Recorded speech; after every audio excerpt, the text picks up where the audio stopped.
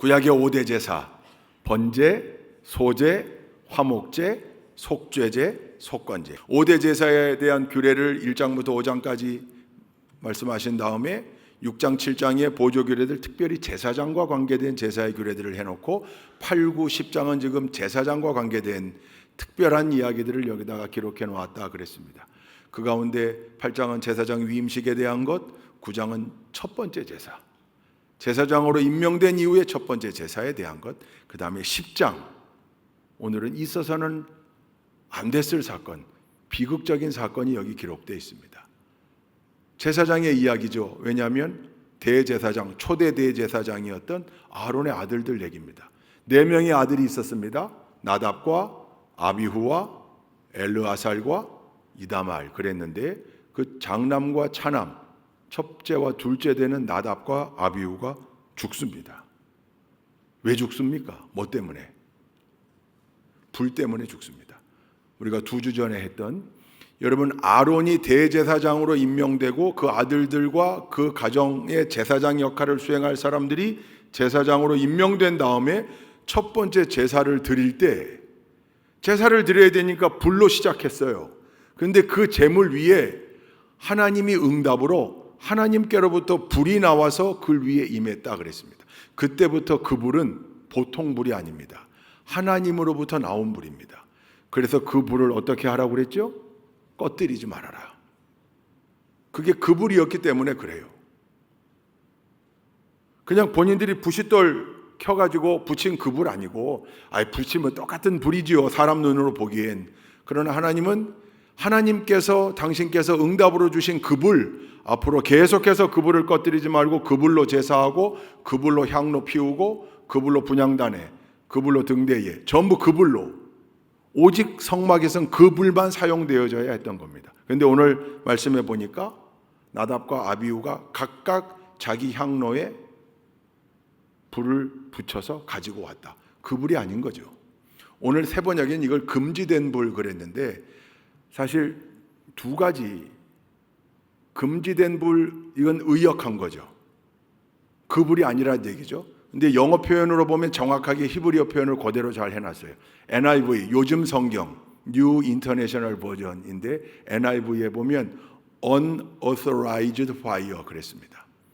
Unauthorized Fire, 공인되지 않은 불, 인가되지 않은 불, 허가되지 않은 불.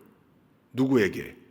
하나님으로부터, 하나님에게 허가받지 않은 그 불이란 뜻이고, 옛날 영어 성경 킹 제임스 버전에 보면 Strange Fire 그랬습니다. 이상한 불.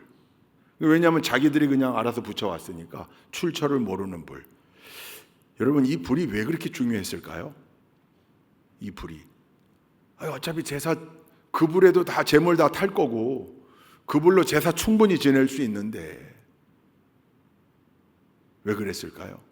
오늘날로 적용해 보자면 뭘까요? 이게 이상한 불, 인가되지 않은 불, 허락되지 않은 불, 뭘까요? 모양은 같아요, 비슷해요. 아니, 거의 흡사해요. 사이비, 이단. 성부, 성자, 성령 얘기하고 똑같이 찬송 불러요. 근데 깊숙이 들어가 보니까 지가 재림 예수라고 그러고, 지가 하나님이라고 그러고. 아니, 하나님이 냉면 먹다가 죽는 게 말이 됩니까? 남편이 죽으니까 또 자기가 어머니 하나님이라고 그러고. 근데 신기하죠. 그 밑에서 그걸 믿고 있는 사람들을 보면 기초적 상식만 있어도 안 그럴 것 같은데, 그게 뭐냐면 지식의 문제가 아닌 거예요. 미혹해하는 영이 있는 거죠. 물론 그것을 이용해서 종교 비즈니스 하는 사람들이 있고, 거기 그 주변에 핵심 참모들은 그걸로 본인들의 이속을 챙기고 돈을 땡기고 슈킹하는 거죠. 종교 사업이에요, 비즈니스. 그러나 그 밑에 수많은 사람들은 사실은 그 미혹해하는 영에 미혹된 거죠. 그러니까 교회 안에서 그 불을 쓰면 안 되는 거예요. 아니, 그 불은 교회 안에, 성막 안에 들어오면 안 되는 거예요. 성소 안에. 그게 이단이에요. 근데 이단만 있을까? Strange fire, unauthorized fire, 공인되지 않은 불, 이상한 불이 이단만 있을까? 아니요. 조금만 더 생각해 보면 하나님의 말씀에 어긋난 수많은 것들, 질서를 깨뜨리는 것. 여러분, 하나님은 철저하게 질서의 하나님이심을 믿습니다. 혼돈과 공허 가운데 있을 때 하나님의 말씀으로 우주 만물 천지를 창조하셨는데, 그 창조의 방식이 말씀으로 뭐 하셨는가? 명령하셔서 혼돈했던 것들이 질서가 있게 배열되고 잡혔던 것, 그게 천지 창조예요. 하나님은 언제나 질서의 하나님이십니다. 그런데 교회 내 질서를 깨뜨리려고 하는 것, 하나님 안에서 한 자녀가 된, 형제 자매가 된 성도들을 서로 이간질 시켜 놓는 것, 분열시키는 것, 다투게 하는 것, 불평하게 하는 것, 원망하게 하는 것, 저주하는 것, 이건 교회 안에 전부 다 스트레인지 파이어, 이상한 불인 거죠. 여러분, 그런 불이 있으면 어떻게 해야 됩니까? 확 빨리 꺼야 됩니다. 확 꺼야 됩니다. 여러분, 그런 불이 생겨났는데 안 끄고 그걸 방관하는 사람들이 있어요. 이 불도 모양은 괜찮은데, 뜨겁고 따뜻하고 이것도 재물 탈 거 아니야? 라든가, 그 불을 이해해 줘야 돼. 나답과 아비후가 오죽했으면 바빴겠지. 그걸 좀 이해해 줘야 돼. 근데 하나님은 1초도 이해하지 않으셨어요. 그대로 심판하셨어요. 오늘 이 말씀을 보면 하나님이 참 너무 하신 거 아닌가 싶은데, 이제 막 시작되어지는 하나님의 제사장들, 그 제사장들이 어떤 모습으로 서야 되는지를 분명하게 본보기로 보여주신 사건인 것 같아요. 네 뜻대로 생각하지 마라. 네 생각대로 그냥 편하게 편리하게. 여러분, 신앙생활은 편리한 거랑 거리가 멀어요. 신앙생활은 그 자체가 부담스러운 거예요. 십자가를 짊어지고 예수님의 뒤를 따르는 게 어찌 부담스럽지 않을 수가 있어요. 십자가에 무게가 있는데 땀 흘려야 돼요. 헌신해야 돼요. 내 걸 희생하기도 해야 되고요. 시간, 물질, 재능, 노력, 열정 다 내놓아야 돼요. 그러니 신앙생활은 본질상 부담스러운 거예요. 근데 신앙생활하면서 편리한 것, 편한 것, 이것만 찾으면 평화하고는 다른 거죠. 그러면 신앙생활에서 점점점 멀어지는 거예요. 봉사에서 점점점 멀어지는 거죠. 땀 흘리기 싫거든요. 땀 흘리기 좋아하는 사람이 어디 있어요? 여름에 다 뽀송뽀송한 상태로 있으면 좋지. 남자든 여자든 누구든지. 근데 하나님은 하나님의 자녀들이 살아갈 삶의 모양 속에 우리의 몸을 움직여 섬기고 일하고 헌신하고 봉사하는 사명도 다 넣어놓았거든요. 그러니 신앙생활은 결국은 땀 흘려야 되는 일, 십자가 짊어져야 되는 일, 하고 싶은 일, 참아야 되는 일, 하지 말아야 될 일, 금기하기 위해, 그거 안 하기 위해 노력해야 되는 일, 늘 부담인 거예요. 근데 그게 부담스럽다고 진리를 우리 마음대로 바꿀 수 있습니까? 안 되는 거죠. 나답과 아비후는 아무래도 무슨 사연이 있었겠죠. 그러니까 각자 자기들이 그저 불을 가지고 쉽게 생각한, 하나님의 명령을 어겼고 허가되지 않은 이상한 불을 성막 안으로 가져왔고, 그 사건은 하나님께서 주신 말씀의 질서를 깨뜨리는 일이고 이스라엘 민족 공동체의 질서를 깨는 일이었습니다. 그때 하나님이 그들을 심판했다 그랬습니다. 어떻게 심판했습니까? 2절 말씀 보니까 불이 나와서 그들을 삼켰다. 끔찍한 사건이죠. 물론 이제 여기 이 은유적 표현으로 해석되어 있는데, 그 히브리어의 원어적 표현을 보면 그 불이 나와 그들을 마치 번개에 감전되듯이 그 불로 그들을 죽였다 뜻이에요. 그러니까 잘못된 불을 썼는데 하나님은 불로 심판했다. 근데 불로 심판한 사건이 여기뿐인가 봤더니 아니요, 많더라고요. 민수기 16장 한번 볼까요? 민수기 16장. 고라 자손의 반역 사건이 기록되어 있는데 우리 시간 없으니까 34절 35절만 읽읍시다. 34절 35절 시작. 그들의 아우성 소리에 주변에 있던 모든 이스라엘 사람들은 땅이 우리마저 삼키려 하는구나 하고 소리치며 달아났다. 주님께로부터 불이 나와 향을 바치던 250명을 살라버렸다. 고라 자손의 반역 사건 때 있었던 일입니다. 그들을 심판하실 때 하나님이 불을 내려 심판했다 그랬습니다. 뿐만입니까? 열왕기하 1장에도 이런 이야기가 나와요. 9절부터 12절 한번 읽어보시죠. 시작. 9절부터 12절 열왕기하 1장 9절부터 시작. 그리하여 왕은 50부장에게 부하 10명을 딸려서 엘리야에게 보냈다. 그 50부장은 엘리야가 산꼭대기에 앉아 있는 것을 보고 그에게 소리쳤다. 어명이요 하나님의 사람께서는 내려오시오. 엘리야가 그 50부장에게 말하였다.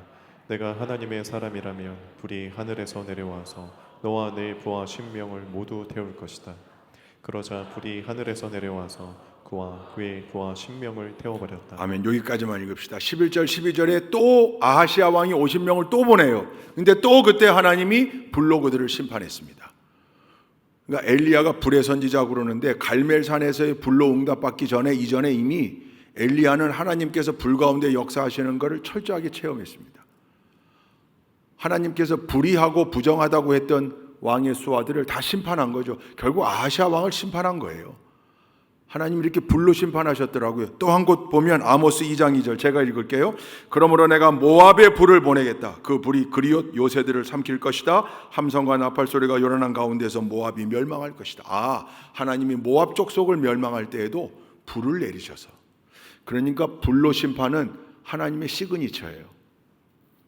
이 말은 뭡니까? 불이 하늘에서 내려와서 처음으로 드린 제사 위에 응답하셨고 늘 하나님은 불 가운데 제물을 받으셨던 분인데 그게 잘못된 사람들, 그들을 용서치 않겠다. 그래서 그들에게 불로 내리시는 거예요. 하나님의 뜻을 떠나 사는 이스라엘 민족, 하나님의 뜻을 제대로 알지 못하고 오히려 하나님을 제대로 섬기지 못하도록 백성들의 눈을 가리었던 아하시아 왕, 다 심판의 대상이에요. 이스라엘 민족을 끊임없이 괴롭혔던, 사실 따지고 올라가 보면 형제 민족인데 그 모압 족속 하나님이 불로 심판하시겠다. 하나님이 세운 모세, 그에게 반역을 일으켰던 고라 자손의 일당들 하나님이 불로 다 심판하셨다. 그러니 이 불은 분명한 심판이었습니다.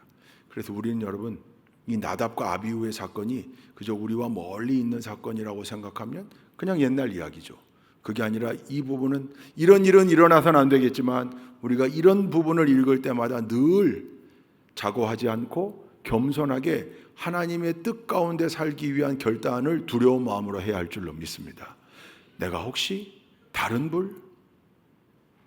우리 성도들이 이렇게 뜨겁게 성령의 불 가운데 열심히 일하고 있는데 내가 혹시 그 불을 다른 불로 더럽히는 일?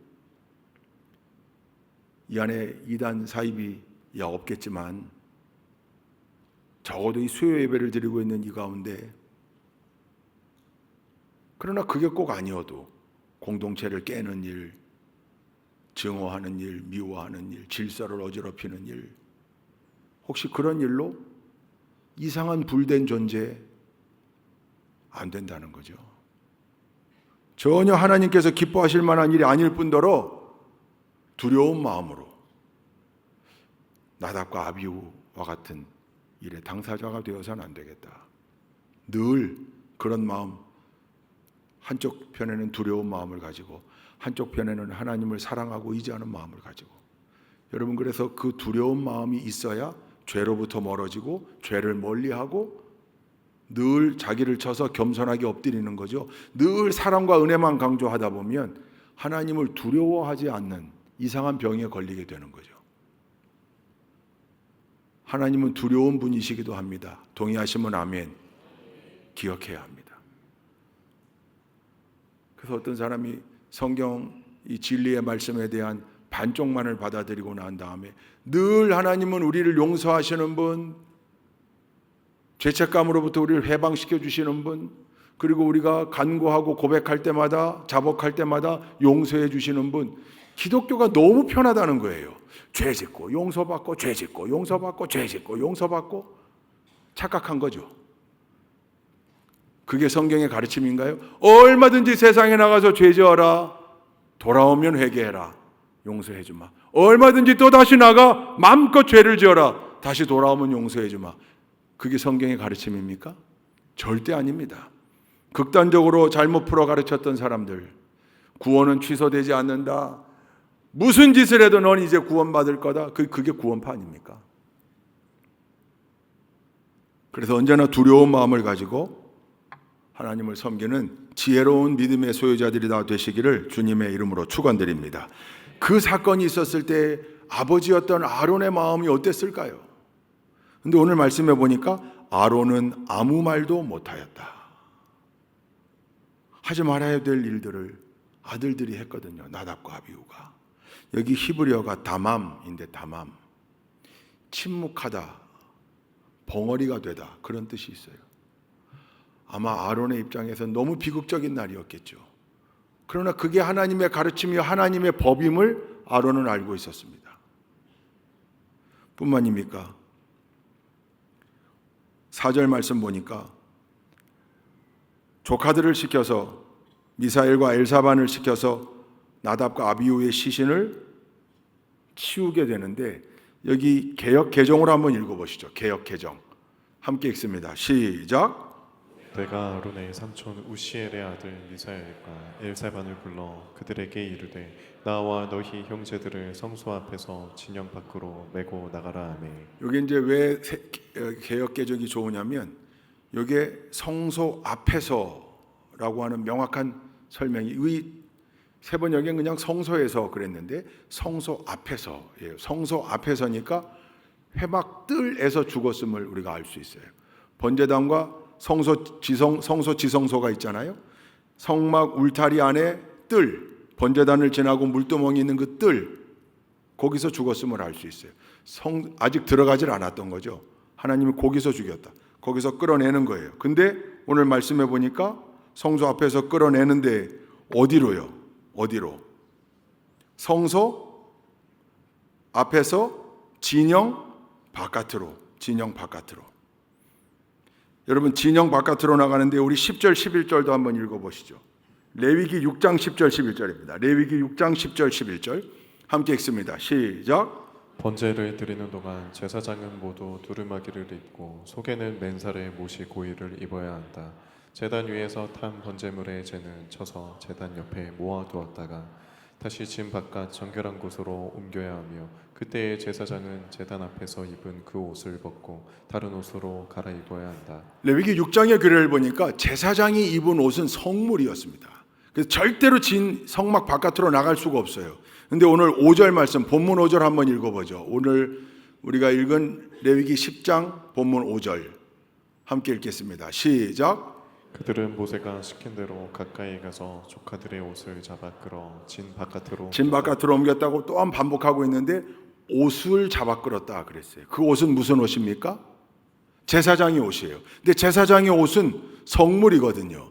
제사장의 옷은 레위기 6장의 규례에 보면 반드시 성막 안에만 있어야 돼요. 바깥으로 나갈 수가 없어요. 밖으로 나갈 때는 반드시 옷을 갈아입고 나가게 했어요. 근데 그 옷을 그대로 끌고 진영 바깥으로 시신을 옮겼다. 왜 그랬을까요? 더 이상 나답과 아비후가 입고 있는 그 제사장의 옷은 성물이 아니라는 거죠. 제사장의 의복이 아니라는 거예요. 죄로 말미암아 더럽혀진 옷이라는 거예요. 여러분, 이게 뭘 말하는 겁니까? 우리는 무엇으로 옷 입고 산다고요? 예수 그리스도로 옷 입고 산다고요. 근데 어느 날 보니까 내가 입었던 예수 그리스도라는 옷이 사라지고 더러운 죄의 옷이 우리에게 입혀져 있다. 나답과 아비후의 경우는 영광스러운 성물 제사장의 의복이 수의가 되어버리고 말았어요. 비극인 거죠. 너무 큰 비극이죠. 그래서 우리도 언제든지 우리 스스로를 돌아봐야 합니다. 혹시 내 의복이 제대로 예수 그리스도로 입은 의복 맞는가? 내가 예수 그리스도로 정확하게 옷 입고 사는가? 아니면 그 예수 그리스도는 온데간데 없고 죄의 옷을 입고 죄의 옷이 마치 멋있는 옷, 좋은 옷, 아름다운 옷인 것 마냥 착각하고 죄의 옷을 입고 세상에서 자행자재하며 사는가? 오늘 이게 말씀의 귀결이 자꾸 이쪽으로 가는데 여러분 혹시 협박처럼 들리시나요? 그렇게 죄의 옷을 입고 예수 그리스도를 잊어버리고 자행자재하며 사는 사람은 그대로 그 옷이 수의가 된다. 아니 이게 제가 하는 말씀이 아니라 오늘 여기 있는 말씀이잖아요. 성도들을 협박해서 제대로 된 신앙 위에 세우고 싶은 마음은 없어요. 근데 성경에 있는 이 내용은 그대로 우리가 알아야 하고, 이 내용은 오늘 우리에게 끊임없이 우리가 가져야 할 두려움의 미덕에 대해서 가르치고 있는 것 같아요. 두려움의 미덕. 여러분 겁쟁이가 좋습니까? 겁이 없는 사람이 좋습니까? 대부분 겁이 없는 사람이 좋아요. 그죠? 자꾸 뭘 두려워하고 이러는 사람보다는 겁이 없이 담대한 사람이 더 멋있어요. 좋아요. 근데 딱 한 경우는 겁이 있을 때 훨씬 좋아요. 무엇을 향해서? 죄를 향해서 겁이 있을 때. 죄를 향해서 겁이 좀 있는 사람이요, 훨씬 더 복된 사람이에요. 죄를 향해서 겁이 없는 사람은 미안하지만 크게 넘어질, 잘못하면 심판으로 들어갈. 그래서 우리는 언제나 하나님은 우리 자녀들에게 두려워 말라 했지만 딱 한 번, 딱 하나의 경우에는 두려워하라 하시는 하나님. 무엇에 대하여? 죄에 대하여, 악에 대하여, 심판에 대하여, 지옥에 대하여. 할렐루야. 오늘 비극적인 사건이 오늘 그걸 우리에게 전달해 줍니다. 그러니 여러분, 아론의 입장에선 아무 말도 못하는 상황이 됐죠. 아들의 시신을 수습해야 되는데 아론이 할 수도 없어요. 모세가 오촌 조카들에게 그 시신을 옮기도록 했습니다. 사촌 형제들에게 오촌 조카의 시신을 옮기도록 했습니다. 근데 옷을 잡아 끌었다 그랬습니다. 영광스러운 아들 제사장의 옷이 수의가 되어 진영 밖으로 끌려나가는 장면을 보게 됩니다. 여러분 얼마나 애통한 장면입니까? 근데 오늘 모세를 통하여 하나님이, 모세가 뭐라고 경고합니까? 하나님의 뜻으로 6절 한번 읽어봅시다. 6절, 오늘 본문 6절입니다. 함께 읽읍시다. 6절입니다. 6절 시작. 모세는 아론과 그의 아들들 곧 엘르아살과 이다말에게 말하였다. 당신들은 머리를 풀거나 옷을 찢어 애도를 해서는 안 됩니다. 그렇게 하다가는 당신들마저 죽을 것입니다.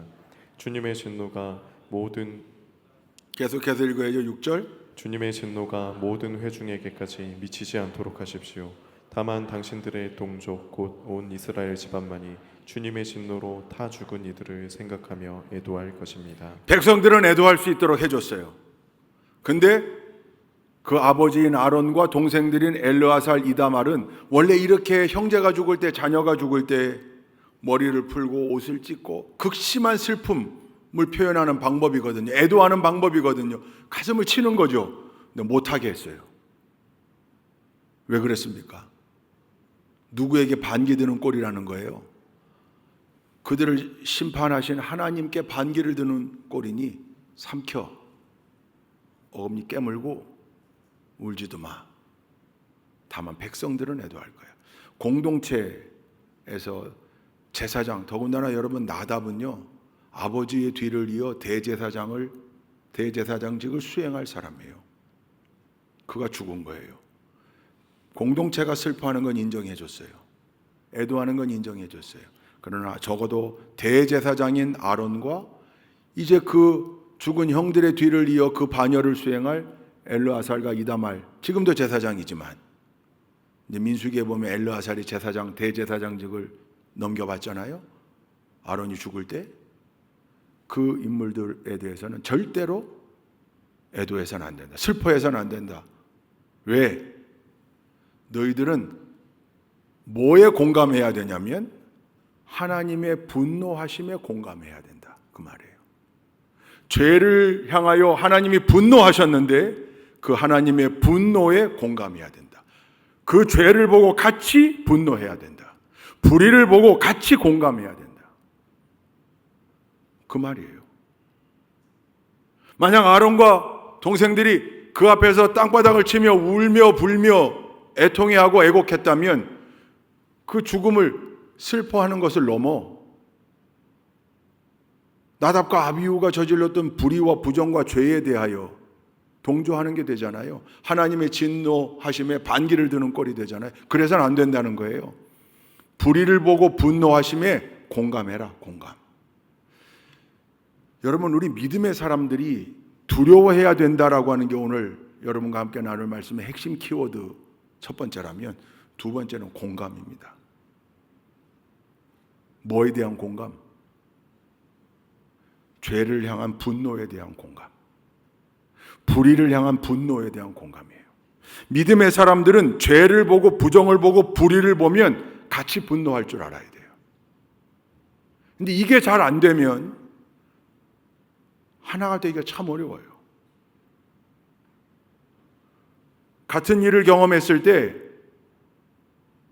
그게 불의, 부정, 죄라면 같이 대항해야 되는 거죠. 같이 분노해야 되는 거죠.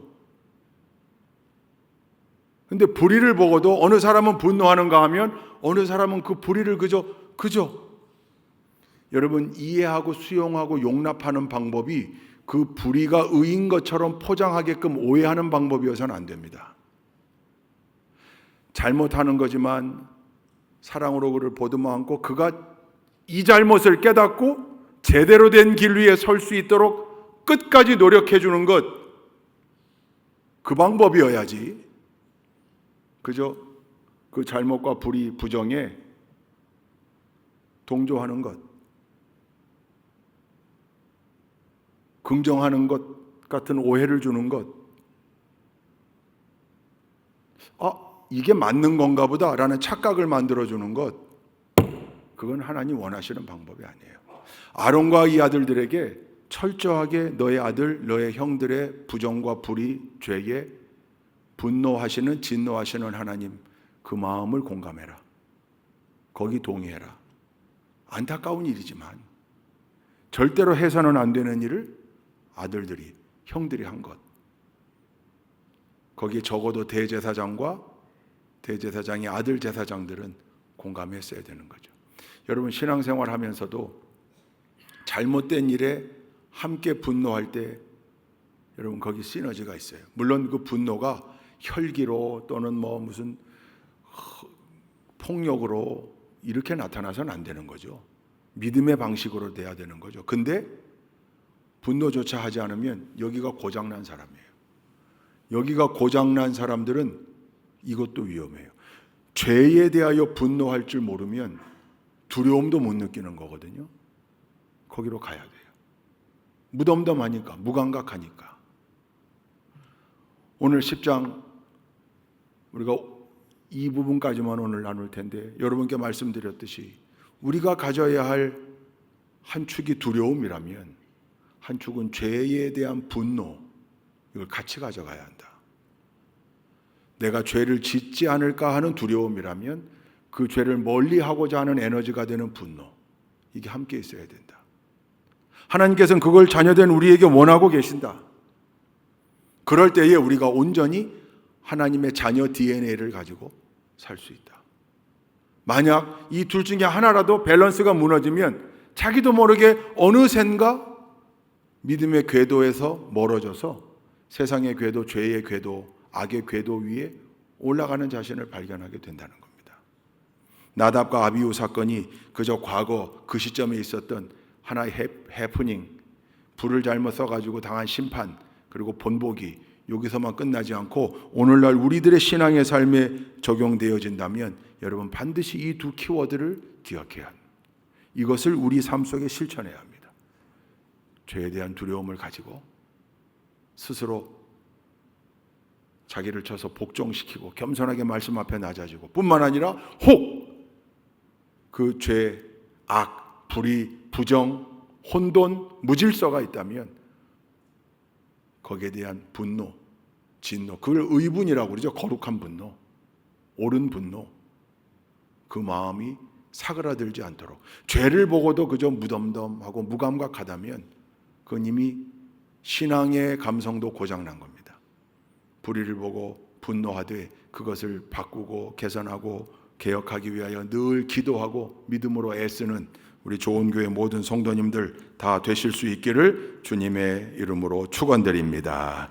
기도하시겠습니다. 좋으신 하나님 감사합니다. 수요일 저녁에도 하나님 전에 올라와 함께 예배할 수 있도록 인도하심 감사합니다. 오늘 레위기 10장 전반부의 말씀을 통하여 나답과 아비후의 비극적인 사건을 다시 한번 보았습니다. 우리의 삶에도 잘 적용할 수 있도록 인도해 주시되 언제나 우리의 마음속에 죄, 악, 심판을 향한 두려움의 마음이 사라지지 않도록 인도하여 주옵시며 동시에 불의와 부정과 죄와 악에 대한 분노의 마음 또한 가질 수 있도록 하나님 인도해 주셔서 언제나 우리는 하나님의 자녀답게 하나님께서 주시는 귀한 성품으로 그 믿음의 궤도 위에 서서 그 궤도를 떠나지 않는, 일탈하지 않는 우리 모두가 될 수 있도록 인도하여 주옵시고 그리함으로 언제나 하나님의 마음을 시원케 해드리는 우리 모두가 되도록 역사하여 주옵소서. 돌아오는 토요일 7월 월삭 새벽기도회가 있습니다. 태신자 운동과 비대면 전도 프로젝트 캠페인을 계속 진행하고 있습니다. 하나님이 모든 일들이 주 안에서 온전하게 진행되어지기를 소원합니다. 우리 가운데 귀한 사명이 되게 하시고 그 사명이 아름답고 풍성한 열매로 이어질 수 있도록 인도하여 주옵소서. 하나님 함께하여 주심을 믿사오며 예수 그리스도의 이름으로 기도 올리옵나이다. 아멘. 잘